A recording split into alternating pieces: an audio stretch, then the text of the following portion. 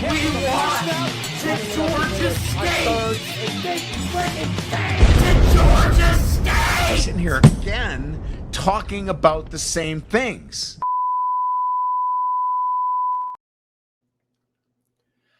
Well, another week of college football is in the books, and a lot of teams have been exposed as frauds. Many others have been exposed as some of the greatest that have walked the plane of existence. But what we do know is that there are many episodes of chaos, as we all have witnessed. I think we're all too clear on that. Good day, everybody. Welcome back to the FBS Report, featuring your two co-hosts, me, Squidtard Sports, and then that individual right over there, Mr. Red, as we call him. Now, go ahead and tell the people what FBS stands for, because there was certainly a lot of that we saw over the weekend. FBS. What was it? God damn it.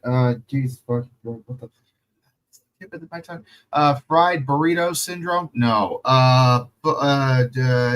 Freakishly bullish shit? No. Oh, fucking bullshit! That's what it's for. Plenty of that over the week, man. Yeah, good to see all of you guys tonight. We're going to have a great show tonight, as always. Going to talk some college football with you. I'll tell you about week 4. We'll preview week 5 and give you a whole lot more. But before that, of course, we do have ourselves a itty-bitty content update. Just both of us giving your thoughts on the content. Red, I'll let you go first and tell the people about what you've got coming up this week. So, just like Squid, I make my own weekly recap at this point. Didn't really intend to at the start of the year, but certain events have forced my hand. So I got my own weekly chaos vid, only slightly different than what Squid does. His is a little bit more in-depth. Mine is a bit more, shall we say, violent. And now that's a big hint on what kind of episode I'm getting up this week. That should be dropping Wednesday on my YouTube channel, Tuesday on Patreon. And beyond that, I actually am not doing any live streams this weekend. Taking the kids out to Indiana, and going to spend the weekend with some family and take a break from it for a little bit. But one more thing I am doing this Sunday, I'm going to be linking up with my guys over at the Ohio Podcast. Going to do a recap of Ohio State versus Washington this Sunday night on their show. Shout out to the guys, the Ohio Podcast. I was on there earlier this year for my Ohio State video. Going to be linking up with them again. Yes, I know, shocking. How did me of all people, end up with a family? Well, life finds a way, as they say. Squid, Tell me about what it. about you, buddy? Yeah. Well, I'll tell you what, of course, you guys can expect the chaos at the regular time frame that it's always been. Of course, I've had to push it back a little bit because life's been getting in the way, and that's how it goes to, from time to time. Squid is PG-13, Red is straight M for mature. Yeah, that's not, you're definitely not far from that. Okay, get that off the screen. Yeah. But yeah, no, I have been a very, very busy individual, especially today. I was not prepared for it, no matter how many days I could prepare for it, but I did a live stream over on the main channel, Squidtard, for a good 6 hours, playing nonstop Sonic Racing Cross Worlds, and I had a great time. Did a collab with a bunch of people, including Mia Zhu, who's been on the channel multiple times. Shout out to her. She actually just hit 5,000 subscribers today. Congratulations on that.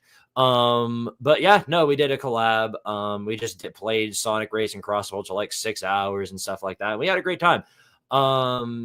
Yeah, but I'm definitely a little bit drained after it. I'll say that much. That stream, going 6 hours playing the same game, it'll cook your psyche if you don't take a rest in between. Honestly, like I do college football gameplay streams occasionally. I can't go more than 3 hours at a time without starting to lose it a little bit, and then my skills start to slip. It can be brutal on the psyche. I don't know how people do that shit for 10 to 12 hours on Twitch. Fucking nonsense. It is. It's crazy. It's baffling to me too. But we made it work. It panned out really, really well for all of us. It was a fun stream. I kind of did forget what it was like I'm sure you know that I do this thing on the main channel now, basically just the channel rebuilding program. And it's been a while since I the viewership was kind of stagnating a bit there. And I was like, is anybody actually watching this? But no, I did. I had a really good time. It was a fun game to play, fun people to hang around with for the time. We had a great time on there. Hell yeah. Yeah. Time to talk some college football. That's what I do know. First of all, we do have a $5 super chat from Nick Boris. Shout out to him. Says, cheers to the fucking bullshit report. Today's show is brought to you by the 18th anniversary of I'm a Man, I'm 40. Also, please tell me Big Red is best college football mascot. All right, will do. I don't know, man. Brutus might have his number, personally. That's just my opinion. Yeah, I don't know. Well, I appreciate the $5 super chat nonetheless. All right, well, let's go ahead and get into some of the college football stuff because we have got a lot to touch on over the week, shall we? I guess it should start out with pretty much every. I'm a man, I'm 40, since we're touching on that. Boy, I'm going to say this. I've been talking about the brain eating amoeba in Stillwater, but I think even they're dead now because there ain't no more brain around Stillwater as it is. So, Oklahoma State is just an absolute mess this season. Yeah. And in fact, I'd argue they look even worse than they did the year before because lest we forget, Oklahoma State and Tulsa played last year, and Oklahoma State beat the hell out of them. And now they come in this year and they get beat by them at home. And one of the most boring, pathetic attempts at an offense I've ever seen in my life. It's just sort of a repeat thing every single week with Oklahoma State. And we kind of saw a little bit of this, when they played Oregon, because that Oregon game was an absolute mess too. But definitely. Wow.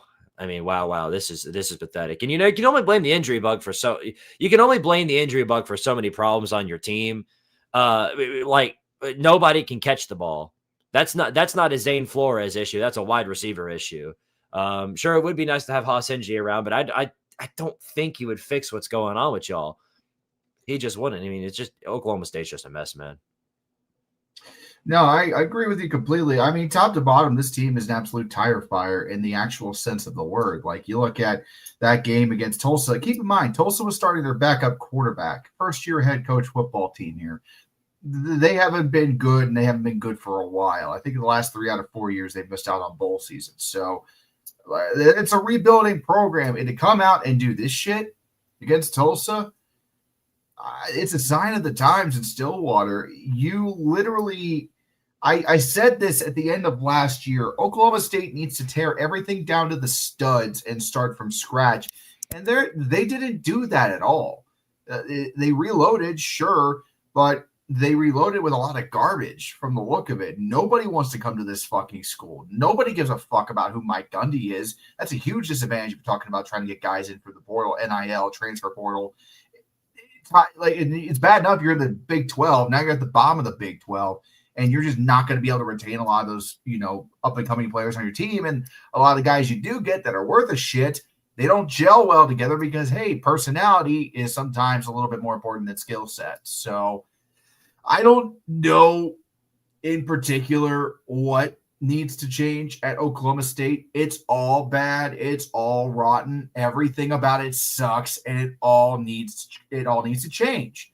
And it starts with Mike Gundy, frankly. The dude announced today on, I think ESPN ran a portal on this today, and I saw it on X, that he's not going to resign. He's going to stay at Oklahoma State. He's not going to leave. And I immediately was like, they're going to have to fire him. Like, that was really the only thing I could think of that as to why he's staying there, is because they're going to give him a graceful exit. No, he's not going to exit. He's got a contract for a few more years, and he's got a $15 million buyout through 27, which will then drop down to a $10 million buyout. They're not going to last 2 more years under Mike Gundy. I'm pretty sure if they go like 1-11, 2-10, he's going to get the axe, and he's going to be fired. And I'm having a really hard time looking at their actual schedule, how they're going to even remotely make it to a respectable level. They went 3-9 last year. I think they're on path to do worse this year, which is impossible in Power 4 football sometimes, but here we are. Yeah, no kidding. Yeah, and of course, some of you are probably wondering, and there's been outlets lying about it all day. Oh my God, the dog won't shut up. Okay, there's been no announcement yet of any like real announcement of Mike Gundy getting fired. So until the announcement is made by an official Twitter account, make sure you Like know us. who. Like, Yeah, we or don't us. Or us. Yeah, we don't scam the people. So Yeah, keep when that in we mind. see a report that says Diego Pavia is going to try to sue for his 7th-year eligibility, we eat that shit up and then immediately retract it when we're fucking wrong because On 3 was fucking lying through their teeth. Of course. Yeah. What changed is what we ask ourselves. Nothing. Yeah. Not a thing at all. Goddamn thing. Yeah. No. Hold on. Let me go back. Weird. Oh, that's why. Okay. But yeah. No, that was that was bad. Really, really bad. Oh my God. I'm about to yell at this dog. I'm about to yell. Nobody's shutting her up. So somebody should be down there telling her to shut up, but nobody is. She's just sitting there barking the entire time, and nobody will tell her to shut up. What the dog do, right? What the Yeah, fuck what does the dog? do? Really, what is the dog doing? That's what I want to know. He probably found himself a fucking a rabbit or something in your house and is just like trying to bark it to death or something. Yeah, right. Yeah. Okay, then. Well, ignoring that, let's get to more important. The dog things. is sick of Mike Gundy too. He wanted to weigh in. Right. Okay, so obviously we have one coach that's definitely on the hot seat and is pretty much just waiting to get canned. Let's go to another one in that same scenario, shall we? I think we all know what I'm talking about here. Our good friend, our good buddy pal friend from the Sun Belt, Mr. Billy Napier. And the performance he put up today or on Saturday was about what you would expect from Billy Napier. Just absolutely atrocious, abysmal, and pathetic. Because that's exactly what we got. I mean, the stats tell the whole story, but if you watch the whole game, it felt like a blowout from the entire way through. DJ Lagway, 12 of 13, 61 yards passing. Right, dude. I think Florida had 31 total yards at half on Miami's defense. I mean, the run game was okay, but That's okay. That was on a 27-yard rush. The wide receivers couldn't get anything going. Carson Beck, I'm going to say this: Miami's offense was actually kept to a minimum by Florida. Florida's defense actually had a pretty good day, all things considered. They didn't. Carson Beck wasn't really able to even throw on him. He did his trademark thing, which is throw an interception. We all know he does that. That's what he does best. But you look at the rest of the stats. They didn't really even do all that much. If you watch the game, you can tell that too. They punted a lot of times to Florida, and every time they gave Florida the ball back, guess what Florida did? Florida would spend three plays, and then it's right back to Miami. It would be a run up the gut, and then you couldn't forget the third down wide receiver screen from third and long. It feels like I'm watching Tennessee's offense from last year. It's absolutely terrible and atrocious, and obviously that showed in the amount of points they put up on Miami's defense. 26-7, your final score. Just pathetic overall. Red, what you think about Florida? Give him credit for not throwing 5 interceptions. That's the only nice thing I got to say about Florida. Like, for real, that's the only thing you accomplished. You didn't turn the ball over. Fucking whoop-de-doo. Congrats, Florida. You passed the bare basics of football. I actually want to talk more shit about Miami than Florida here, because here's the thing. Billy Napier's job was on the line. It's on the line every single week until the end of the season or until they finally fucking fire him. And they came out this week, and they did the best they could. I think they didn't have a ton of mistakes. I don't think they just played shitty football, but this shitty football team still managed to keep the score to a respectable area up until the last 5 minutes of the fourth quarter. Genuinely, it took that Miami didn't score from the first drive of the first quarter until 4 minutes to go in the fourth quarter. They didn't get a single fucking touchdown. Okay. They got shut out completely in the third, and Florida scored 7 and was actually threatening them for a period of time there, and then Miami pulled away because they were the better team. Carson Beck did fuck all. He threw 1 interception, no touchdowns, QBR 51. Mark Fletcher, 116 yards, 1 touchdown was really the only way they were moving on Saturday night. Everybody else just fucking flopped, and I immediately think in my head, like, no, Miami, come on, it's not October yet. You can't turn into a pumpkin now. We can't go crystal balling yet. It's not even close to week 8. I genuinely feel like that's the only reason Billy Napier has a job right now. It's because of the fact that they were able to play against Miami to the point where they were able to keep the Hurricanes virtually out of the end zone for 90% of the game and kept Carson Beck's performance to an absolute bare fucking minimum. So, sure, I'll give Florida some due here. They actually played decent defense and knew who they were up against and actually kept Carson Beck in check, which that's not an easy thing to do. But the other end of the coin, the fuck does their offense do? Why is DJ Lagway? I heard DJ Lagway's in a boot, by the way. He has a foot injury. I don't know how significant it is or what. I saw that on X, and it would not surprise me if that's the case. He's probably going to be out this Saturday, which can take that as a blessing or a curse if you're a Gators fan. You actually might have a chance to see what you got in your backups, and they might be better than whatever the fuck you've been throwing on the field the first 4 weeks.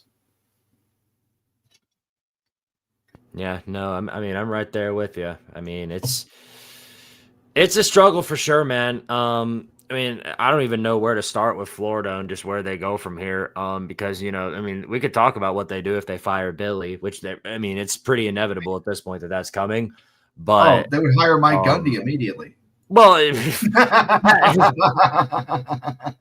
stupid. As stupid as that, you know what? No, I take that back. That actually isn't as stupid as that sounds, because I'm willing to bet. I'm honestly willing to bet that Scott Strickland's still their AD after all. Who knows what they'll do? Yeah. Yeah. If you want to go full stupid, you could do that. Right. Funk Velic, thank you for the 2. Says SEC refs might as well have a middle finger to our sideline. War damn Eagle. Yeah.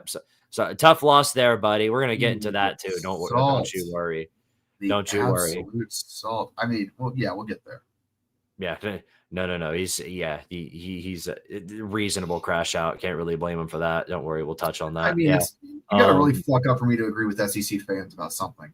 Right. Appreciate the 2 again. Says any other fan base would be heated as Auburn fans are. No, you're rational. I've been in that position, man. I've been in that position. We'll talk about it. Don't you worry. All right. Here's your next coach that's pretty much on the hot seat, waiting for the pink slip at this rate. To be clear, those first 2 weren't even on the hot seat. They were on the nuclear bomb seat because that sucker's about to go off. Yeah, well, here's one basically in the depths of a volcano. Of anybody who really needed this one, it was absolutely Sam Pittman. And they just got cooked like bacon, man. They just charred to smithereens by the Memphis Tigers, which, credit to them. Now they've put themselves in the same place as Tulane, North Texas, and Tulane, North Texas. It's South Florida. Yeah. They put themselves at the very tippy top of the list of teams that could be in the conversation for the group of 5 in the playoffs. And a lot of that is due to the fact that their offense just runs so well. Sutton Smith he actually had a career record in this game, 147 yards rushing and a touchdown. On top of that, he had 64 yards on one play towards the end of the game. But the way that, all that aside, though, even with the performance by Memphis, the way that game ended, it pretty much encapsulates everything we already know about the Arkansas Razorbacks. They've got a chance to win the ball game, down by 1, deep in Memphis territory. They're running the ball down their throats. All they've got to do is punch it in with minimal time left, and they've got themselves the win. Guess what happens? They fumble the freaking football. They fumble the ball. It gets picked up by Memphis, and that's how they lose the game. What a Arkansas way to lose. Don't you think so, Red? Don't you think so? You can't think of a better Arkansas way to lose than that. No, I mean, it's genuine because they lost the exact same way last week against Ole Miss. They had Ole Miss on the ropes driving down the field to win the game, and they fumbled the ball on their final drive, which cost them the game. Exact same scenario here, only this time they were inside the 10-yard line about to score a touchdown when they fumble the fucking ball. So it's even more painful, and not even when you consider the fact Memphis is a group of 5 team from the American who shouldn't even be in the same category in terms of playing well against an SEC team. Let me talk about Memphis for a second. Those bastards over in Memphis, Tennessee, the forgotten football fucking school of Tennessee, Memphis, because no one else gives a fuck about them except Beale Street. They've actually been doing pretty decent the last 2 years. They seemed like they were going to be a contender last year, and then they kind of fell off late. They're starting off hot again. I'm going to be really curious to see if they can actually maintain all the way through this time, to be determined. But they've kind of been threatening in the group of 5 the last couple of years. Now getting back to Arkansas. Woo, Pig Suey, you guys sure should drop the bacon. My God, 2 weeks in a row now you've dropped fumbles to lose the game. Taylor Green looked like absolute shit. Don't let those 325 yards fool you. He looked like absolute shit. 2 interceptions. Come on, dude. Fucking bullshit. I genuinely wonder how Arkansas is allowed to stay in the SEC considering their track record. Like, I genuinely think they would be better off going to the Big 12 at this rate, because they just can't get their fucking shit together and be competitive with anybody.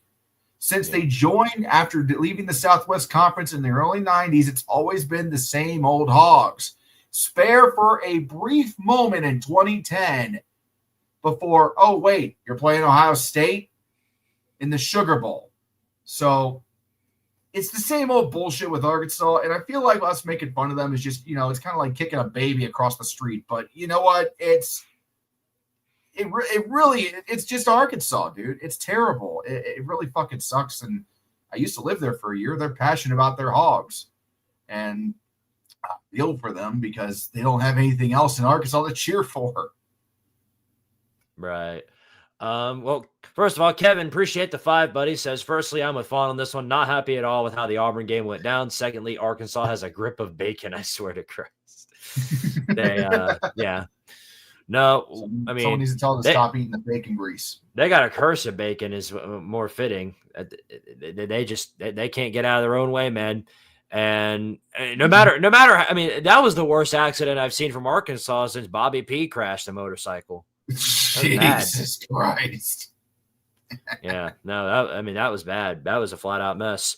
Yeah. I mean, there are definitely some other messes, though. Definitely some other big time messes. And this has been I guess this is your favorite this is actually, you know what? This is your favorite for clown of the season right now, in all honesty. This is your favorite. I didn't think I'd be saying that considering UCLA exists, but it's the truth.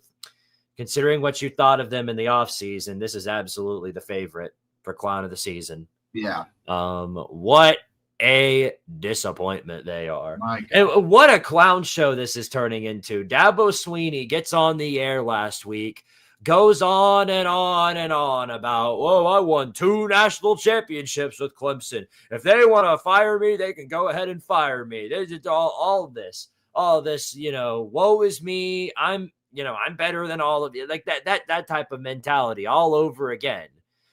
And then what happens? You come in up against Syracuse, the fruit of all teams, and you get beat down at home. You don't just lose. I mean, you get outright dominated by the fruit. So, obviously a really bad performance by Clemson. That goes without saying. Cade Klubnik threw 60 passes, 3 touchdowns, 1 interception. Clemson always has to have a turnover in every single game. It's just, it's a given at this point. But he looked terrible out there.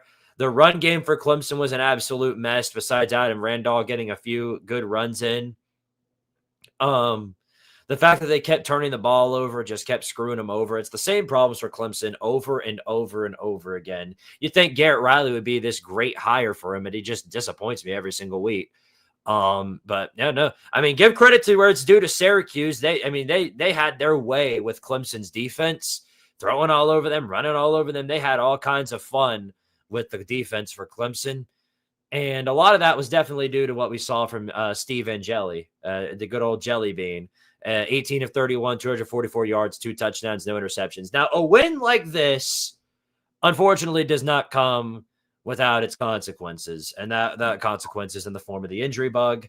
As Steve Angeli gets, he's got a torn Achilles, and he's out for the rest of the year. So that's absolutely brutal for Syracuse.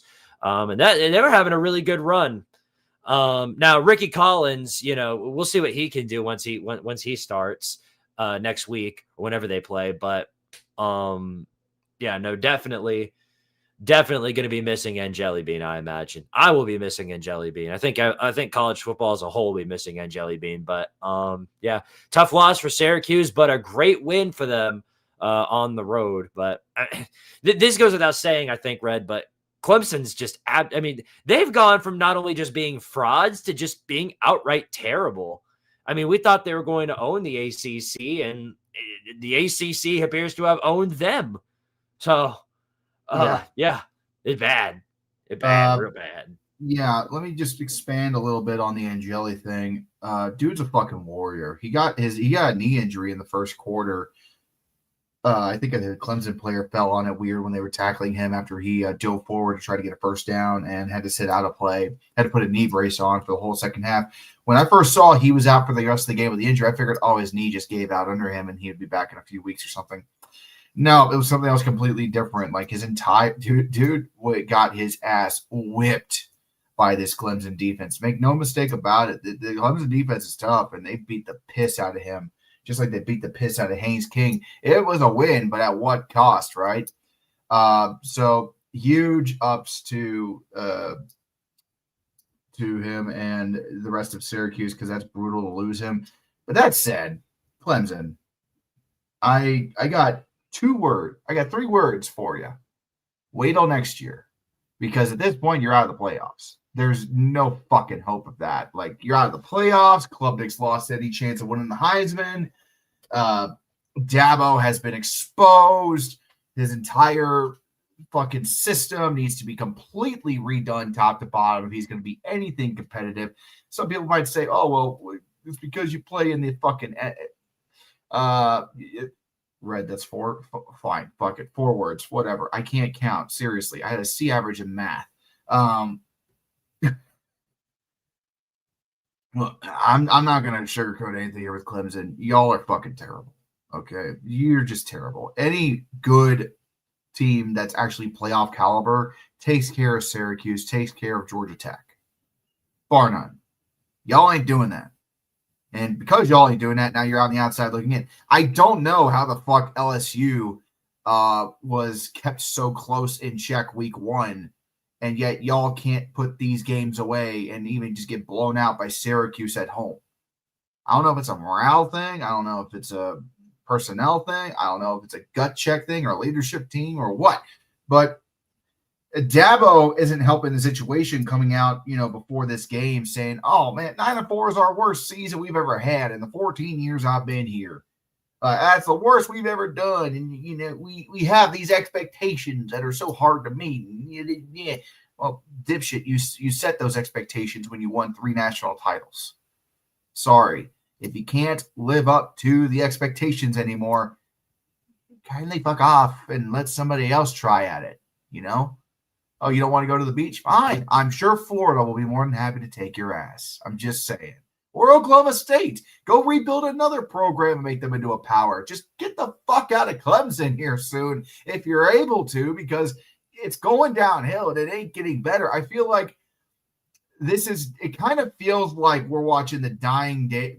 Dying is not the right word for this. It feels like I'm watching the final years of the Joe Paterno era at Penn State, where his teams always were kind of good, but also just kind of, like they always fell apart. They would have their moments when they were good, and then they would completely crash down, and then they would be considered serious, and they would be tough, and then they would fucking lose to Ohio State or whatever. Same thing here with Clemson. Oh, we got a Heisman candidate. We got a decent team under us. And you fall to fucking Syracuse and Georgia Tech in back-to-back weeks. Just, yeah, like, full stop. I feel like we're on the decline in the end for Dabo, not a pause, because especially with this new era of NIL and his slow change to and that new how college football works now, it's showing. It's showing really bad. And he either needs to adapt or just fucking fuck off at this point and go become a defensive coordinator for somebody else and relearn how to do this. Well, there you go. I think, yeah, that pretty much tells the whole story. First of all, Super Nuclear with the twos. Appreciate it, buddy. Says, so is Auburn still a basketball, or is Auburn still a basketball school still? They were a basketball school ever? Yeah, I don't know. That's a good I'm going to question. be honest. I'm not a basketball guy, so when I think basketball, I think Duke, Kansas, Indiana, Michigan State, Ohio State, some sort of Florida, not Auburn, especially not Alabama, although I know Alabama made a run. No. Or the Lady Volunteers, of course. Oh, yeah. No. Go Lady Vols. All right, here we go. So this was probably, I don't know how this wasn't, like considered like college game day worthy or anything like that, but I guess they just wanted to go watch Florida get executed. But this was, this was actually a pretty good game up until the fourth quarter, where it obviously went one direction over the other. And that was to be expected. First of all, this was a fun game to watch. Texas Tech and Utah. People say, "Oh, if nobody's scoring, it's boring." No, watching two great defenses battling it out can sometimes be entertaining, and this was one of those examples. And then, it was fun. It was actually really fun to watch these two defenses, battle it out for dominance over each other. The score was 10-3 at the half, and it kind of stayed that way up until the fourth quarter, and then. Obviously, Texas Tech pretty much ran away with it. The Tortillas went a-flying and the Red Raiders went a-raiding. And that's exactly what they did on Utah's defense. And a lot of that was due to the fact that early on, I think it was, I don't remember which quarter it was, but Baron Morton goes down. Will Hammond comes in, and then suddenly the Texas Tech offense is suddenly set ablaze, and they just start just going all over these fools.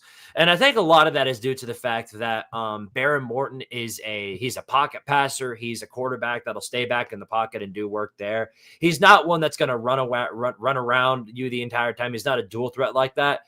Same can't be said for Will Hammond. He brought an element to the game that Utah was not prepared to go up against, and that showed in their defensive performance against him.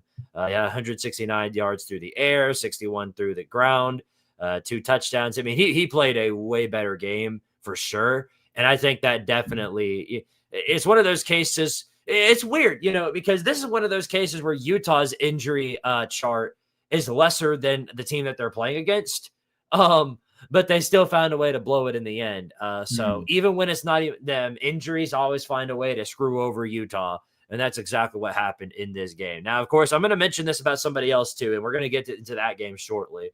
But I think a common excuse with people when it comes to these ranked-on-ranked matchups is that when they see a score like this, they're quick to overreact about one team, saying that, oh, well, clearly that team was overrated. They suck. They're not very good. And that's why they got beat as bad as they did. No, it's just the other team is probably way better. It doesn't mean that the other team sucks all of a sudden. It could. In some cases, it could be that's the case.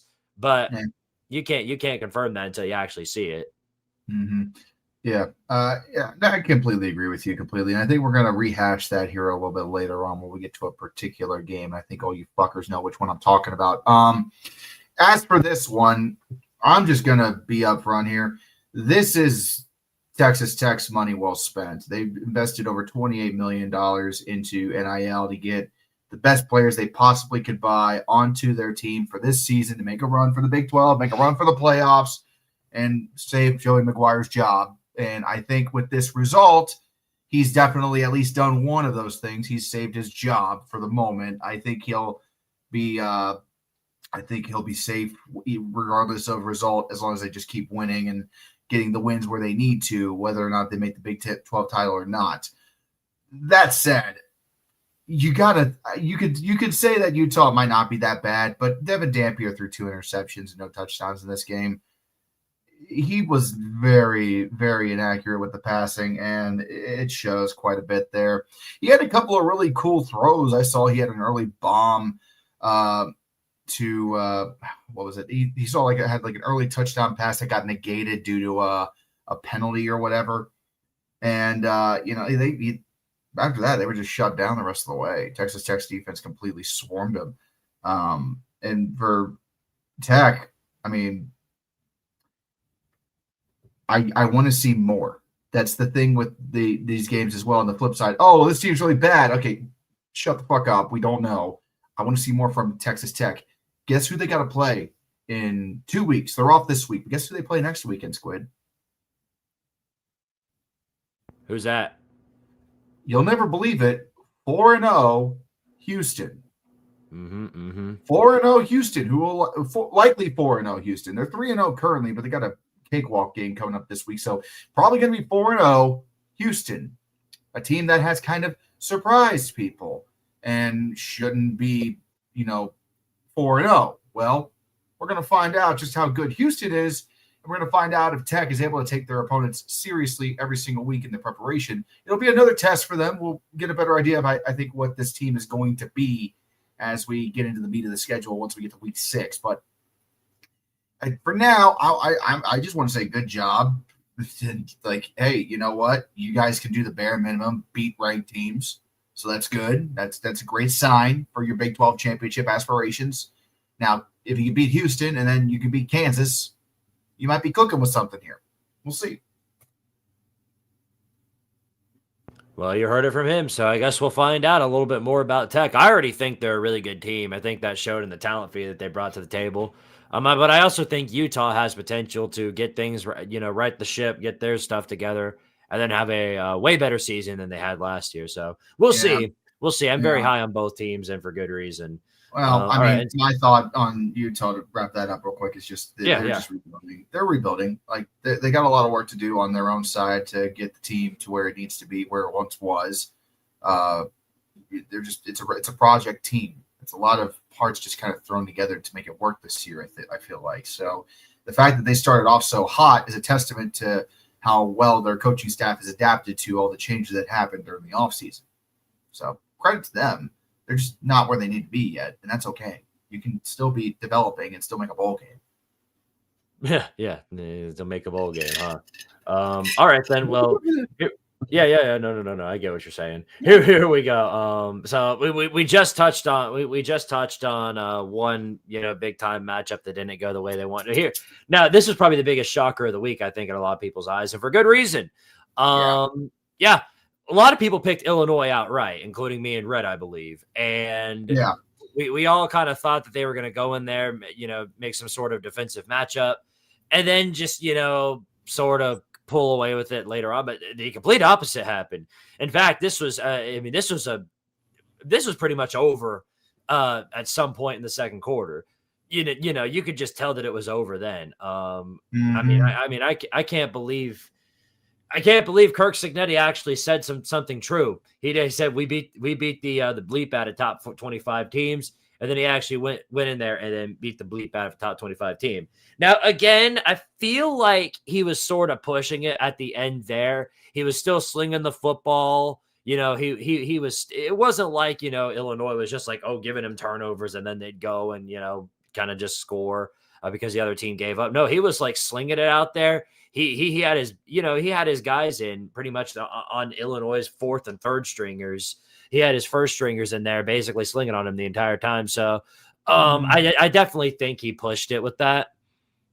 So the score still tells the entire story. I think obviously we know Indiana was way better in this matchup than Illinois. It wasn't even close.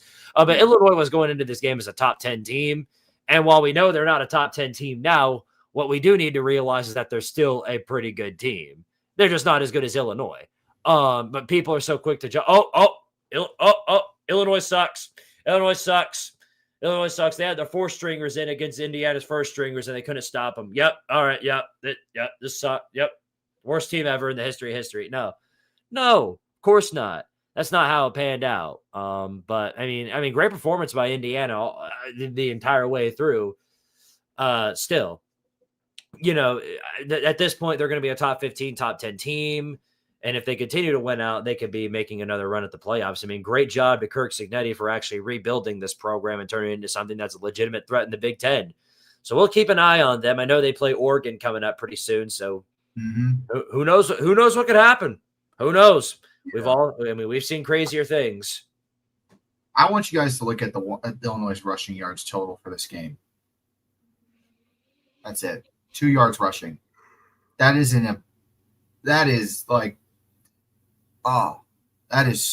if you're a defensive coordinator, that's the kind of shit that makes you cream your jeans right there.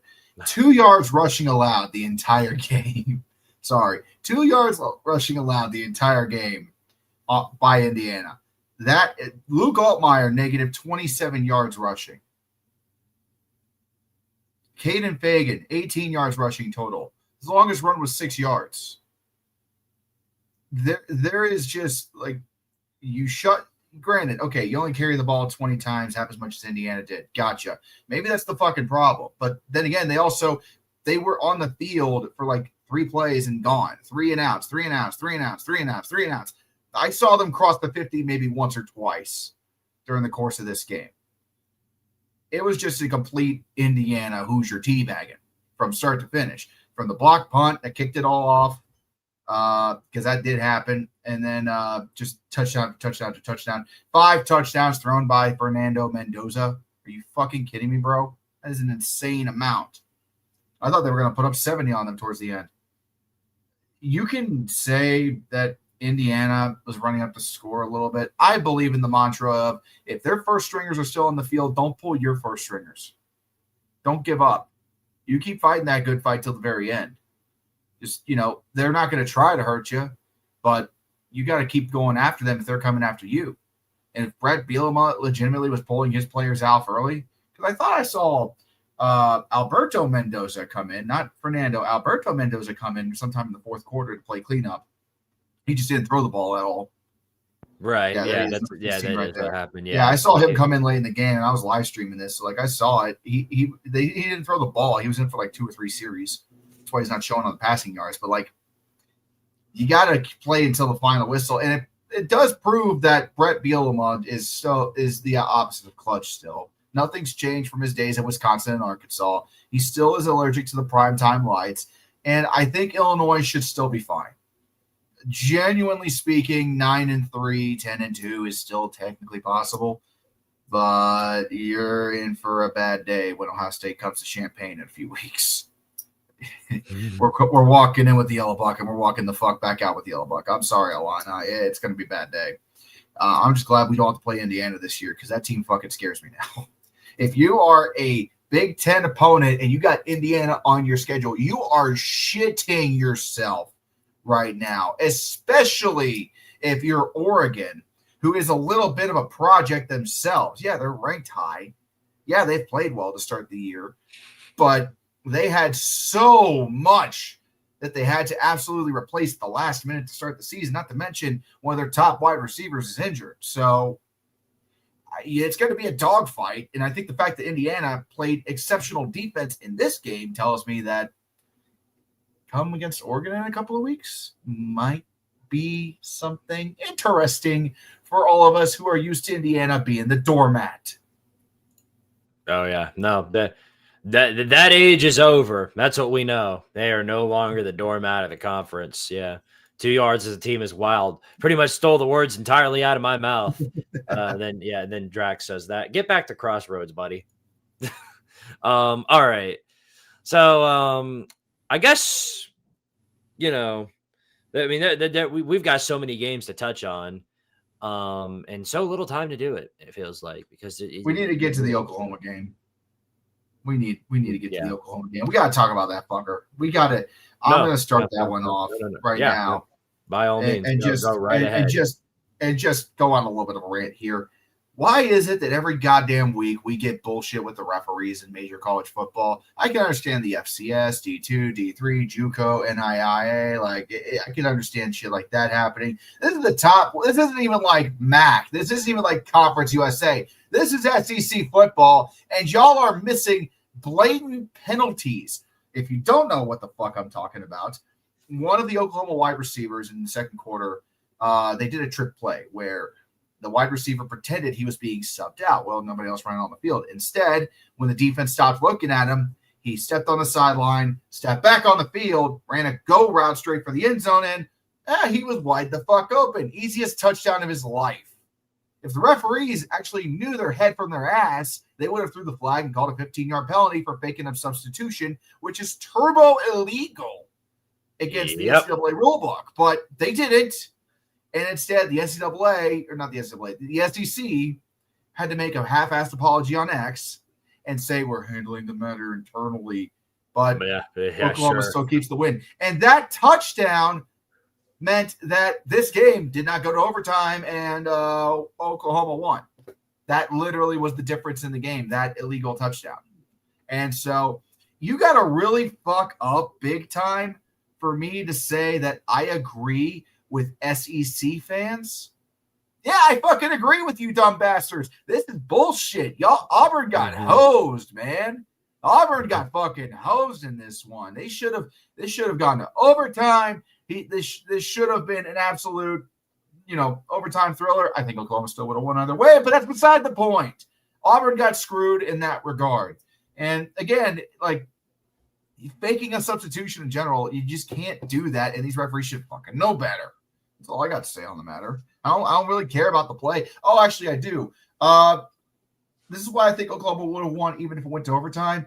10 fucking sacks on Jackson Arnold, their old quarterback. They missed him so much they wouldn't stop hugging him violently into the dirt. Yeah. God damn. Yeah, they actually had 9. But it's 9 sacks. It might as well be 10. You're not wrong. Does the safety not count as a sack? I read it was 10 somewhere. Damn it. It might be. I don't know. I would assume that it doesn't. But maybe it does. I don't know. We'll see. They changed it to 9 after the game. Says damn it. That's good. I mean, so what? It's still 9 sacks, and I mean, to go off a lot of what your points. I mean, I've been hearing certain arguments about whether or not he was actually inbounds when it happened, and whatever the deal is with that, that's not really my concern. I mean, obviously there was some horrible ref ball throughout this entire game. The one that I kept my eye on was the pass interference. Where it was clear he had his arms or like it was like clear interference, like textbook pass interference, full on contact on the wide receiver when Arnold was throwing it deep, and they didn't call the flag for that. And that obviously that was a very, very bad miss by the refs. I mean, that's easily PI as long as you're looking, but he wasn't. You can literally see him as he's hugging this wide receiver. The ref is looking in some opposite direction and nobody even sees it happen. It's the craziest thing I think I've ever seen. But I mean, the ref ball epidemic, especially in the SEC, is definitely a problem. Does not mean there's some sort of biased agenda against Auburn. Doesn't mean that the SEC is in cahoots with Oklahoma or any of that stupid dumb crap. So go ahead and stop with that. Yeah. No, that's because that's stupid. That doesn't make sense. And you sound like a complete tinfoil hat moron when you run around with takes like that. But I mean, it's a problem, and hopefully they'll address it. Probably won't, but Auburn had multiple opportunities to get back in this game, and they screwed themselves over, especially on that final drive where Auburn started deep in their own territory. Yes, they did start deep in their own territory, but the play calling, the execution, that entire drive on that entire final drive was just absolutely atrocious. And that was pretty much the example of why Auburn lost. You can blame ref ball all you want to, but next time bring a consistent offense and maybe you might be able to jump them. I don't know what to tell you. Yeah. So. This is to those of you who think that, this is favoritism towards one team or another. Guys, listen, Alabama wasn't playing. That argument is so fucking bullshit at this point. Like, stop it. Get some help. Therapy is free, I think, for the first like 2 or 3 sessions with those people. Yeah, the narrative's old. I think we can go ahead and get on that. Nick All right. Saban is. Oh, he retired. Bummer. All right. Any other games we need to do a deep dive on? God, what the fuck was? Hang on. Actually, you know what? Hold on. This would be our last one, and then we'll just do the lightning round, and then get on to the next week. Because I want to talk about this one real quick. And this was a team I was actually high on going into this week because there was a really good chance they could have started off 4-0 for the first time since 2019. And not only did they let me down, they let the entire college football world down in a way that we've never seen. And that was the Cal Golden Bears. Oh, man, they put up a big stinker on Saturday, didn't they? Some people were already asleep when this happened. But, yeah, they put up a big stinker on the road at San Diego State. And this, unfortunately, is not a G5 contender. They're not a playoff contender. They're just the Aztecs. That's really all they are. And Cal went into their stadium and then laid a big, fat, giant egg. And yeah, I mean, JKS, who I was really, really high on throughout the season, I guess he had his true freshman game because that was a true freshman performance I saw right there. QBR of 17.4 pretty much tells the entire story. Cal couldn't run the ball. They were getting outplayed pretty much in every facet of the game. Their defense going to stop anybody. You know, San Diego State had 4 sacks, several interceptions. Just an awful performance by Cal. And they also got shut out.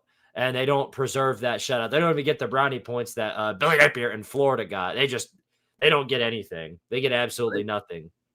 I mean, they held San Diego State scoreless in the first quarter. Yay. Whoop-de-frick-and-do. And then they reverted to the meme and they went jacking it in San Diego. I mean, look, this is just classic Cal Golden Bears bullshit, right? We did this. We saw the same thing last year. They started off kind of good, had a nice, easy couple of first weeks. And then what did they do? They lost to Florida State.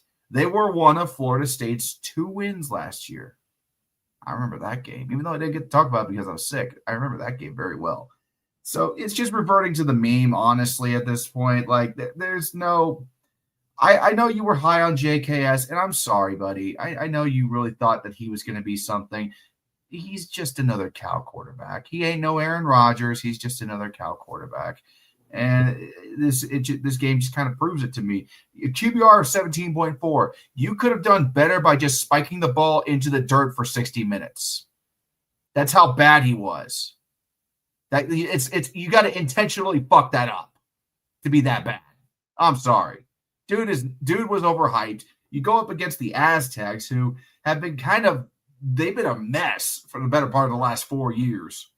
And they absolutely just smoke you guys like a fucking cigar. So, Cal, you cowed again. Go fuck yourself, San Diego. Yeah, no. What about shout out to KJ Brower if he's listening to the show. I was actually talking to him last night, or not last night, Saturday night. We were watching these games go down, and I was watching this game, and about halfway through the third quarter, when San Diego State put up another touchdown, I was like, "Well, I guess the Calgorithm's dead." And I hear him go, "Were they ever alive?" Please, we got to bring him back to life. Dude, he's been dead for 2 weeks. Please stop. You're scaring the children. Nope, never. All right, real quick lightning round before we go ahead and move on to week 5.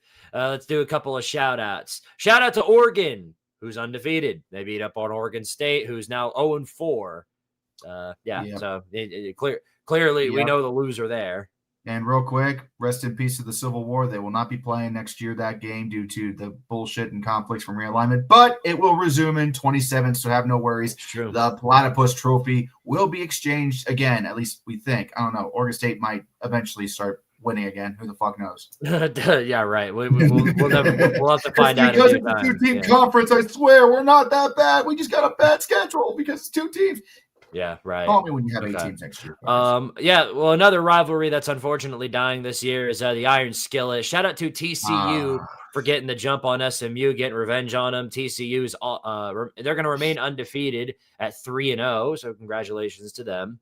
One of the few Southwest Conference rivalries that was still going strong is now officially done. Unlike the Civil War, there is no game scheduled in the near future for these guys. So they forever keep the Iron Skillet, at least until they eventually decide to play another home and home in 2036 or whatever the fuck. Or whenever, yeah. Shout out to Virginia Tech. They won a game.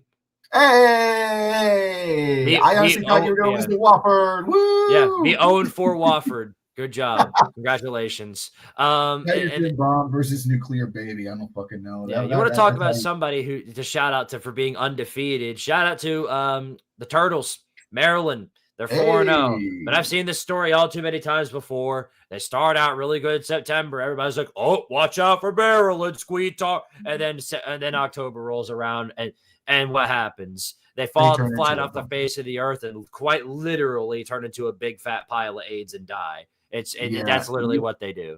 So you ever see a turtle get fired out of a cannon? Just watch Maryland football in October, and that's about what it looks like. Yeah, that's exactly right. But they did get the W over Wisconsin, which pretty much they're just waiting on the pink slip to fire Luke Fickell. So stay tuned for that.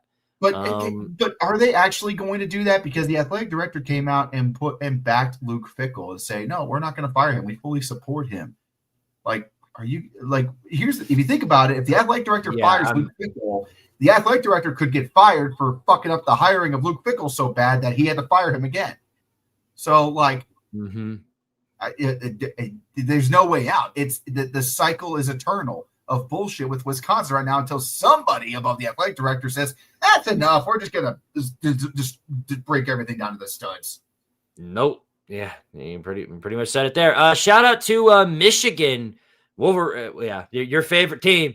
You thought Nebraska had him. I think we all kind of did. But unfortunately, Patrick Mahomes Jr. was not able to hold on even with 300 yards passing. Michigan's their way to a W on the road against the Cornhuskers. Shit. Tough luck there. We'll move on so that you don't have to live through that. Shout out to Missouri. The Missouri Tigers. They're undefeated after beating South Carolina 29-20. I'm not sure what's going on with the Gamecocks, but they're a mess. It's a one-man show with Lenora Sellers, and it's just it ain't working out all that well for him. And if we want to look, we've been looking for who the fuck is a Heisman hopeful right now? Dare I say Bo Prabula at Mizzou? Heisman hopeful, maybe? He's been fucking killing it the first few weeks of the season. I mean, he's been damn near unstoppable. Yeah. Here's some other teams that are still undefeated. At least some of you. I mean, we all know that the top 10 teams that are undefeated. Ole Miss is undefeated. Texas Tech, we talked about them. Georgia Tech 4-0. Vandy, they're 4-0. Beat Georgia State about 70-21. Put up a 70 bomber. You don't hear that often. They did not deserve that. Why did you do that to Georgia State? Who the fuck pissed in your Cheerios? Good job, Vandy. Good job, Vandy. Good job.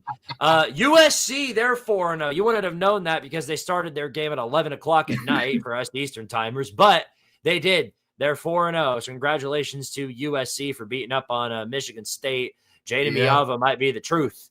I don't know. We'll see. Louisville, they're undefeated. Beat Bowling Green 40-17. They're sitting there at 3-0. UCF is undefeated after absolutely obliterating Jordan Hudson's wife. And of course, they were making out on the sideline. You can just tell that they really don't care about what's going on. You got to get your mind on the football, not your own balls, bro. I hate to tell you, they don't work no more. Oh my goodness. But yes, UCF is still undefeated. Taven Jackson, 25 of 32 for 223 yards. Great game by him. Mississippi State, they're undefeated. We're going to talk about, don't worry, we're going to talk all kinds about that game. All right. And then here's some last few shout outs before we, shout out to Washington. They're undefeated at 3-0. Shout out to Arizona State, won on a game-winning field goal to Baylor. BYU is undefeated. What else we got that we haven't touched on? Oh, Kansas. North Texas. North Texas won that game against Army. It was a brutal matchup. I thought they might have lost. But no, they did. They pulled it out. Army Kansas does not retreat. Kansas. The Kansas Jayhawks, bro, put the whooping to Rich Rod and the Mountaineers. Boy, they brutalized them. Mountaineers. Yeah. Super Nuclear with the 2, much appreciated, says, I have to take back what I said about the Packers. We don't even know what you said about the Packers initially, but thank you for the 2. Yeah. Oh, and shout out to Arch Manning for finally doing something.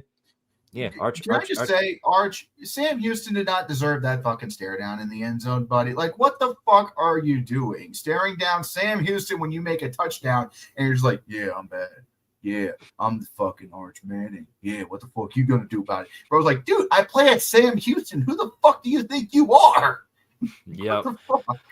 And then finally, before we move on, one last thing we have to do. We have to say a big fat congratulations to Notre Dame, because guess what they did over this last weekend? They won a football game. Notre Dame. Man.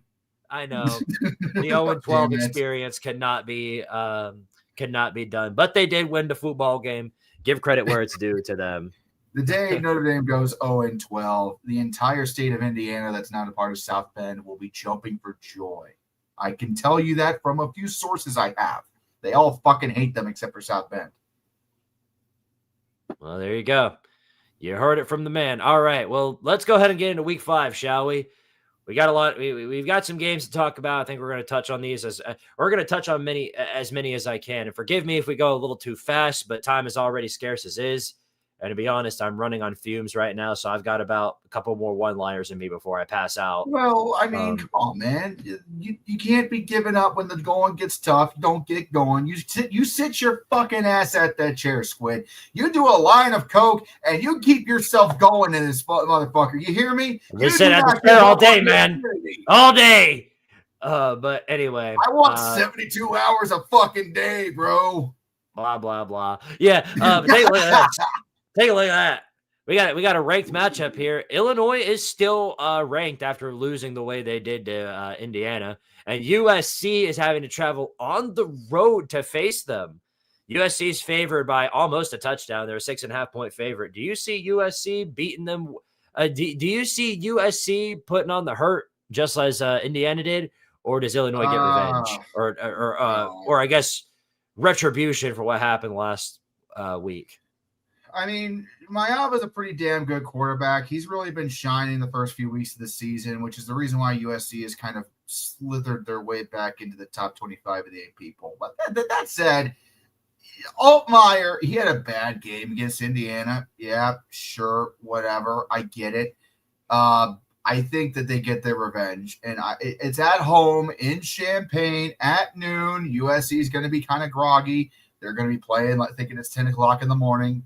So I'm going to say Illinois. It's going to be a close one, but I got Illinois winning this one by 3, I think. I think Bielema and Illini get their win back because, once again, Lincoln Riley is a fucking fraud. Well, you heard it from the man. I'm going to be the contrarian, not just for contrarian's sake, but also because I do think USC is a very good team and they've actually got some sort of a defense running for them. But I've got USC going on the road and making the hurt for Illinois just a little bit worse. I think USC is going to start out 5-0. I've got a lot of hope in Jaden Miava. He's looked pretty good these past few weeks. They've got a defense that'll show up, and I just think they're a more talented team. So, I mean, we're bound to find out, but that's what I think. Indeed. That'll be a good one either way, I think. It's going to be a good one. Yeah, no doubt. God, I mean, this game, there's some good games on this week, but there's a lot of weeks 4 through 6 sometimes are just kind of like you're approaching the middle of the season. Guys are starting their conference play, but there's still it's too early in conference play to really see what the good games are really going to be.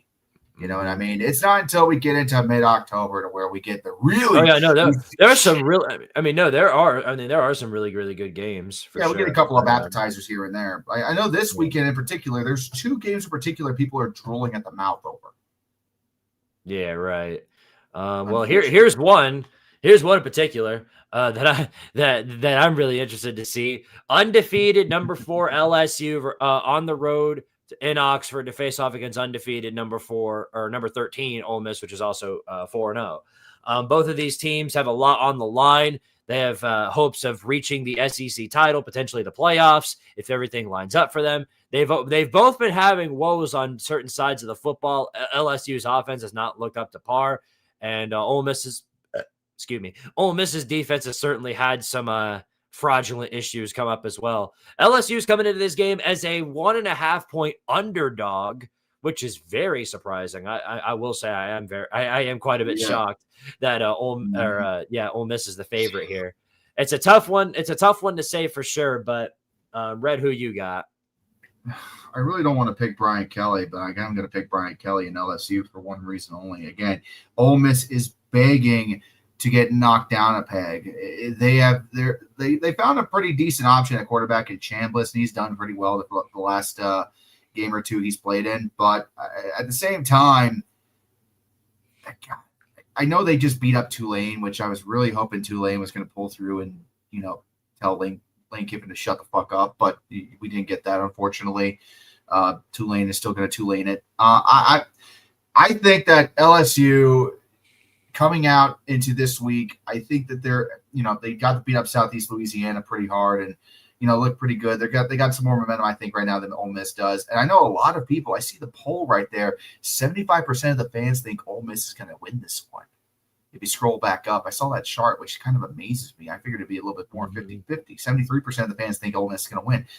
I think LSU is going to take this one. I know it's in Vaught-Hemingway, but I don't know, dude. I just don't believe in Ole Miss. Now, if Ole Miss is able to win this game, I'll start giving Kiffin a little bit of credit. But right now, no. Unfortunately, I have to side with the decrepit bastard Brian Kelly. I got to stand up for a second. My legs are falling asleep. But I'm still here. I hear you. And I'll take your side on that one too. However you think about what Chambliss did, and Chambliss had a really good game. He put up a really, really good fight against that Arkansas defense. But as we know now, Arkansas's defense just is really terrible. So what I do know is that this is going to be a night and day difference when it comes to defenses that him or Austin Simmons, if he's playing, is going to have to face. And so, yeah, I've got LSU in this one. I think their defense holds strong. Even on the road, I think the Tigers are going to get the job done and beat Ole Miss. All right. I know, crazy. BK is actually showing his talent. Stunning. Yeah, what the fuck? Stunning revelation even. I hate him. I hate that man with a burning passion. Like I despise that human being. He's so two-faced. Like I followed this man for a good chunk of my life, ever since he coached at Cincinnati back in the late 2000s. He's always been a two-faced son of a bitch, and I've never liked him. As Chat keeps on wanting to say about actions and things he's done that's been terrible that I'm not going to repeat on camera, but I just fucking despise that man. He's not good for here you go. Argument words. I guess we'll move on then. Here's a matchup that I think a lot of people are going to love, including myself. This one seems like a really fun one. So Auburn goes down against Oklahoma last week. Now they go on the road once again. This time they're heading to College Station to face off against the top 10, number 9 Texas A&M Aggies, who, of course, they beat Notre Dame earlier on in the year. They've got a couple of good wins under their belt, and now, they're coming in as a top 10 team. There's a lot of hype in this one, I think, and that's because we have no idea whether or not Auburn is going to recover from that beatdown they took, and it wasn't even really a beatdown; they just beat themselves necessarily. So I expect them to be mad going into this game. A&M's going to have to hold strong, and I think this could be a potentially tough one for them. But I think A&M holds strong at home. I think their defense does enough to keep Auburn at bay. I think they do enough to keep Arnold at bay. Whether or not you lay the 6.5, I'm not entirely sure. But what I do know is that Marcel Reed might be the truth. We'll see. My legs are almost awake now. Sorry. You're good. My legs were out fucking cold. That chair you see on screen is such a piece of shit. I've had that since like COVID times when I had to work from home. It's so shit. I gotta get a new one. I'm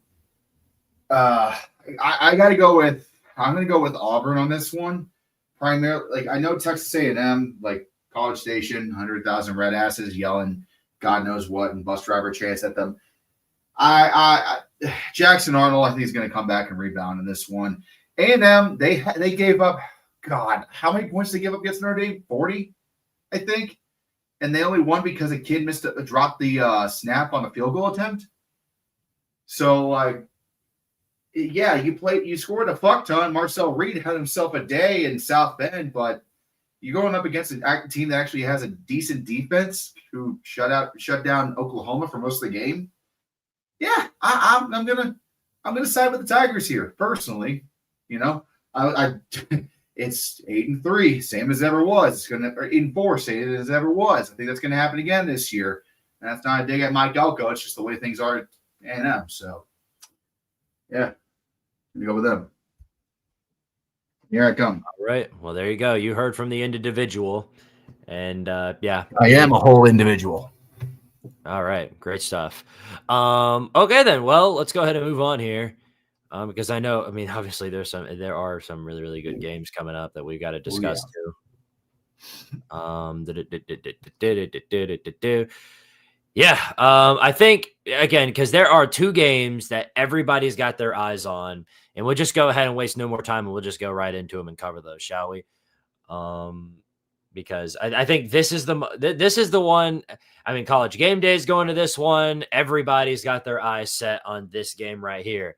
Two undefeated tyrants battling it out against each other. Number 6, Oregon, and number 3, Penn State. Oregon traveling to Happy Valley. Penn State hasn't gotten a win this big in a very, very long time, and they have a very big chance of doing it in this matchup.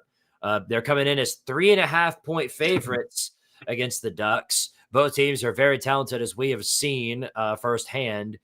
But Penn State hasn't necessarily been challenged at all. Oregon has gotten at least somewhat of like a Power 5 opponent to play against, or Power 4. But Penn State has just been cruising along through their schedule, not beating anybody that anybody cares about.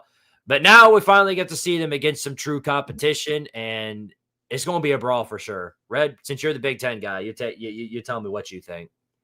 Number one, yeah, Oregon's beating up Oklahoma State does not mean they beat up a Power 4 opponent. Oklahoma State's basically just a slack FCS team at this point. And Oregon State, to be fair, they're like MAC level right now. Just let's be real. Looking at it, though, I think I already know what the result of this game is. I don't even have to look at the players. I don't have to look at the stats. I just know what the fuck happens to Penn State when the lights are on and it's prime time and there's a big name in the house. Doesn't matter if it's Michigan. Doesn't matter if it's Ohio State. It sure as shit doesn't matter if it's Oregon. They're going to lose. James Franklin is terrible against teams ranked in the top 10 at home or anywhere for that matter. So one way or another, Oregon's going to win this game, I think. I don't care how good Penn State is. They always fucking choke against these top ranked teams. Even when they're ranked high themselves, they fucking choke. All right. Well, you said, it's very, very tough to predict. But one thing that's really hard to counter up against is the wideout. And let's be real here. Oregon has not seen an environment like this in a very long time. Mm-hmm. And it's going to be one of the loudest environments they've ever faced off against. They're going to be breathing down their necks the entire ball game, and that defense is going to keep them in it. It's all dependent on how well Oregon's going to be able to cover up the run. And while I do think their effort is going to be good, I don't think it's going to be enough. I think it's going to be really, really close. I've got Penn State winning this one, and a close one, and I don't think they choke. I think they actually win it. When they get their first big win of the season and prove everyone wrong about the James Franklin narrative. Yeah, well, if there's one thing to say about narratives, they're meant to be reinforced. They're never broken. And I don't think it's going to break this Saturday. But we'll see. By the way, fuck you, Fox. Why does Penn State get a whiteout game at night and Ohio State doesn't get shit at night? Oh, yeah. Y'all get noon. Have fun with Michigan at noon, by the way. Yeah. Anyway, here's speaking of look at this. Look at these two piles of poop. My goodness. It's about that favorite time for the Georgia haters like myself because, well, their kryptonite's coming to town. Alabama, even though they did lose to Florida State, has been a team that's been the thorn of Kirby Smart's side for the longest time. Despite Georgia, of course, getting that huge win over Tennessee on the road, they got to face their kryptonite after a bye week, and Alabama's been preparing as well for this matchup. It's going to be a brawl for sure. I'm very excited to see it go down. Can Georgia finally get the jump over their hated, well, they're not even necessarily rivals. They just hate Alabama because they keep beating them. What do you think? What do you think? Can Kalen DeBozo go in there and beat Georgia and Sanford? No. No, dude. Like, if you can't go into Florida State and beat the Seminoles, you're not going to go into Sanford and beat the Bulldogs. I'm sorry. It's just not going to fuck. Alabama, they've righted the ship the last couple of weeks, primarily because they've played fucking nobody. All right? That's the only reason why they got 2 wins in their win column right now is because they played nobody. This is the first time they've played anybody of any caliber since Florida State. I don't fucking trust this team to get it done. I know it's like, oh, it's Georgia's kryptonite. Yeah, but Georgia's kryptonite was Nick Saban, not Kalen fucking DeBoer. Okay, let's just get that straight. It was Nick Saban, not Alabama. The man makes the team. The team doesn't always make the man. So I got Georgia winning, and I think it's going to be a convincing result, and it's going to fully knock the Tide out of any delusions that they could still be competitive for the playoffs here. All right. Well, Bama might as well stay home. You won't agree with me just because they just might as well stay home. Alabama might as well just stay home, not even show up for this game. Georgia's going to beat them by 900 points, probably somewhere around 900. I mean, there's just no way in any feasible reality Bama wins this game. Georgia's going to dominate them. Georgia's going to win the national championship this year. They aren't going to choke in any capacity at any point throughout the season. They're the best team of all time. They're going to win this game. They're going to win every other game on their schedule. They're absolutely going to win the national championship. Most importantly, Gunnar Stockton's going to win the Heisman. Hold the fuck on. What? Don't worry about it. Let's move on. No. I'm not moving the fuck on, bro. We are. Is there somebody behind the camera with a gun and a card showing you that you got to read certain words right now? Like, no, blink twice if you're being held hostage. No, buddy, that's the truth. That's the truth. That's what's happening. Get ready for it. Get ready for it. That's exactly what's happening. I've never been wrong about any game I've ever covered, and Georgia's just gonna absolutely whoop them. That's just gonna happen. Yeah. All right. Well then, real quick before we go ahead and wrap it up here, let's do a lightning round on the games real fast. We got you just tell me who you think is going to win. Number 24 TCU on the road at Arizona State. Arizona State's a 2.5-point favorite. Who you got in that one? I got TCU winning that game. People continue to undervalue the strength of the Horned Frogs and their ability to win. Again, I think TCU is going to take care of business on that one. The Josh Hoover narrative lives on. Give me TCU as well. All right, here we go. Here's the noon slate on Saturday. Number 16, Georgia Tech on the road at Wake Forest. The Yellow Jackets are a 13.5-point favorite. I'm telling you right now, give me the Jackets and lay the points. Wake Forest has just not been good at all as of recently. And Georgia Jackets Tech are going to lay the wood. Yeah. Jackets are going to lay the fucking wood on Wake Forest. Yeah, their run defense is just absolutely terrible. They're going to run Tech's going to run all over them. You poor fuckers. Yeah, right. Number 22, 1-2 Notre Dame going on the road at Arkansas. So Notre Dame at Arkansas. The Fighting Irish are a 4.5-point favorite. Keep in mind that spread is a little low, but that's what you're looking at there. This is a tough one to call, Red. What do you think?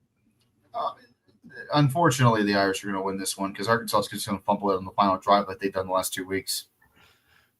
Yeah, sorry, Notre Dame wins in the final drive of the game in typical Arkansas fashion. All right. Louisville at Pitt. Louisville is a 4.5-point favorite. They're also undefeated. I'm going to go ahead and take Pitt. I think Holstein recovers from the game that he had last week against West Virginia. I think he puts up a much better fight. I think they give Louisville their first loss of the season. And I think they do a better job of holding down Isaac Brown.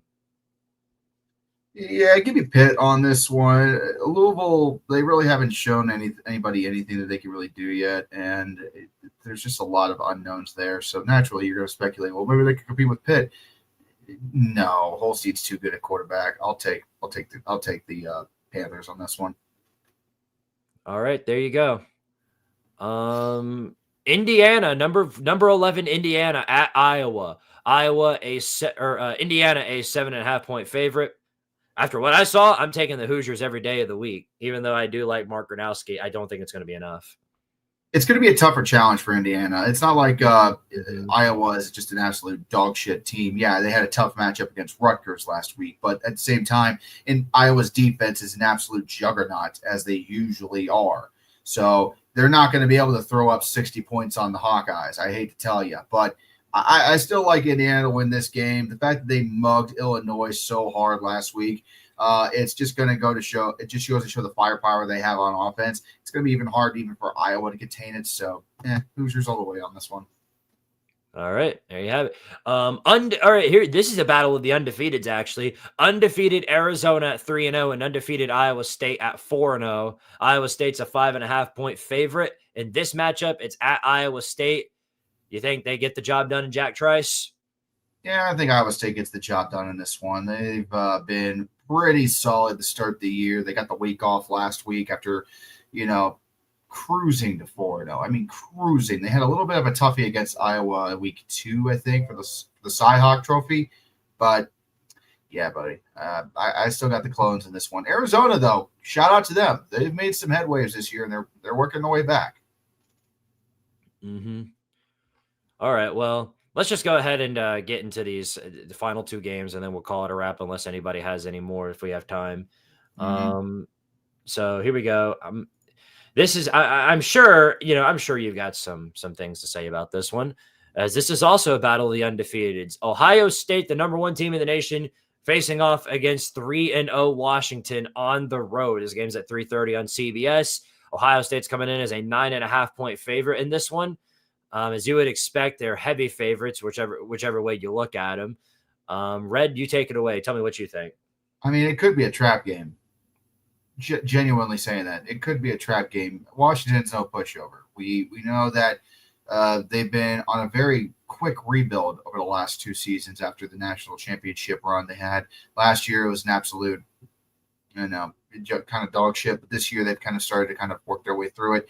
I still got Ohio State winning this one, obviously. Nothing about Washington screams that they're going to be able to shut down Julian Sand and Jeremiah Smith, but give me the Buckeyes. It's pretty biased to say that, but just give me the Buckeyes. All right. Well, yeah. I also do think this is going to be I actually do think this is going to be a fight for Ohio State. I like, obviously Julian Sayan's been tested against a defense. Like he fought against Texas for, and that's about as good of a test as you can get. But Washington's defense up front has been better. And plus I do think Desmond Williams Jr. he's going to be a problem. I think he's going to put some problems against Ohio State's defense. I don't really know what to expect. If they're having an off day, I could see Williams putting up some really big numbers here on this defense, but I'm not convinced it's going to happen. I think Ohio State's going to hold them down good enough to get the jump on them, and the Buckeyes are going to win the game in a close one. A few times these guys have played before, it's always been like big stakes. Like the last time I think these two played each other was like 2003 when Ohio State was coming off their national title and Washington was ranked in the top 25 for a non-conference game. So I remember watching that one live actually because that was the first one after the title. Yeah, that was a good one. And Keith Jackson made the call. Great. Good old Keith Jackson. All right, well, here we go. Yeah. And of course, you're probably wondering my thoughts on this team or on this game. This is what I've been saying all season, that we're going to lose. And I'm not necessarily as confident in that take because both teams, not just one, but both, have looked better than I thought. And I think Tennessee has looked a lot better than what people thought, and specifically because their offense has been well improved. Tennessee's offense is nothing like the offense you saw from last year. They're dominant. And they know how to score on good teams. We saw that against Georgia. Tennessee was doing whatever they wanted to on Georgia's secondary, just couldn't hold on in the end and choked in typical Tennessee style. Mississippi State, on the other hand, has been having some fun too. They're 4-0, undefeated, tore down the goalposts against Arizona State when they beat them. It's a huge win for them, huge win for the program. But now they host Tennessee, and Tennessee is a top 15 team. They've got a better offense than Arizona State. They've got less question marks than Arizona State. Probably the biggest question mark for Tennessee going into this game is how bad is the defense going to be banged up? Because of course, David Hobbs, Jermon McCoy, and Ricky Gibson, all three are questionable. And if you know anything about Josh Heupel, he loves to keep you on your toes about the injury report. You never know who's actually playing in a Josh Heupel game until you actually see them on the field of game time. So we won't know for certain whether or not any of those guys are going to be ready to play. If they are, that's wonderful. The defense will automatically take a step forward because of that. If they aren't, and we've got to send another true freshman out there in the secondary, that could be some big time trouble because Blake Shopping has been having some fun slinging the football. So I think this is going to be a tough battle either way. Tennessee is going to have all they want and more, but I'm going to give it to Tennessee. I think we survive. I'm flipping my take from what I had in the offseason because this team looks far different than the one I saw before. I trust them to go on the road and take care of business as they should because they have a statement to make. Heupel's got a statement to make. The team's got a statement to make. They're all talking about how they're playoff contenders, and you're going to have to win games like these in order to prove that. Yeah. I'm going to go with Tennessee, and I don't really have to think about it too much because Joey Aguilar is still fucking elite. I genuinely don't think that Mississippi State's going to be able to shut him down with Brazel there at wide receiver. He is just going the fuck off. And even when they try to contain the air raid, well, here comes Thomas in the backfield to run it up their ass. I genuinely speaking, Mississippi State has done very well. They're definitely on the rise. They're working their way back. They're a lot better than what they were, but they're not there yet. They still have question marks on defense. And going up against a powerhouse like Tennessee right now, as a neutral fan who doesn't really give a shit about either side, because I know how you are about these guys, everything on paper just screams Tennessee's going to run away with this one. Genuinely, Tennessee's going to run away with this one. I really do. Seems like the likely outcome. You'd think, yeah. I mean, Aguilar is so damn pinpoint accurate on his throws. Like it's insane to think. Yeah, you lost to Georgia, big whoop. You cut it to the fucking end there. If Georgia is as good as you say they are, Tennessee's going to be right fucking there next to him the whole way. I'm just going to tell you that right now. Well, I hope that's the truth. But this is important to note, by the way. No night game with no Fowler Herbie combo. That's very important because we can never win those games to save our lives, and thankfully we do not have to deal with that this time. I hope you're no Chris Fowler commentary crew this time. That's very important to take into account.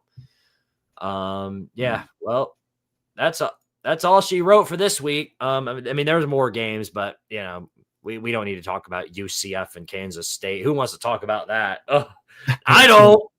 I refuse to talk about that one. That's one where you just got to watch to see the chaos unfold.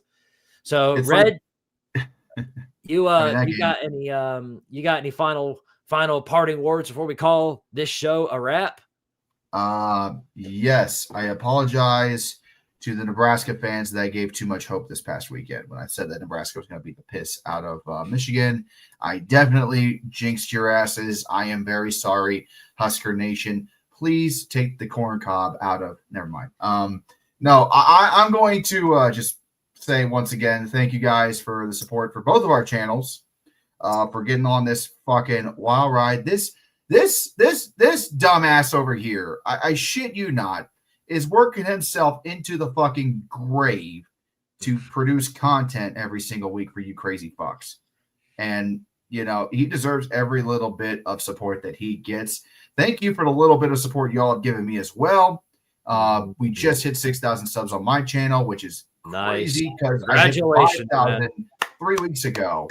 I hit 5,000 3 weeks ago, and we are up to 6,000. Like, we're starting to kind of, I don't know, you crazy bastards seem to think I'm doing something good here, so I appreciate that. And just thank you so much. Be on the lookout for, like I said earlier in the stream, my appearance on the Ohio podcast on Sunday to recap the Ohio to Washington, hopefully a victory for the Buckeyes. And, my own video coming out later this week. So, Squid. All right, man. Well, you said it better than I could. Yeah, no. First of all, congratulations on 6K. That's a big milestone. Hoping to see you continue to move forward. And yeah, be patient is all I can say with the chaos, because, well, the chaos goes on outside of the football realm, as you all know all too well. So I'm going to try and stay consistent with it, work on it as best as I can. And that's all there is. That's all she wrote for this week. Fog Velic, appreciate the two buddies. Says thank you for the chaos vid, Squid, and congrats on 6K Red. Hell yeah. All right, guys. Well, we'll see you all next week for another edition of the FBS Report. Same time as always, 8 o'clock p.m. Eastern Standard Time. You won't want to miss it. I'm sure there'll be some chaos to unpack, as there always has been. So until then, talk to y'all later. And as always, power to Tardaria and whatever he says.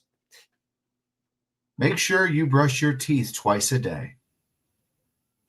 He telling the facts as is, and I will click the button in the stream so that we don't end it together and cause glitches. We've already had one of those. That's the favorite. God save the Queen!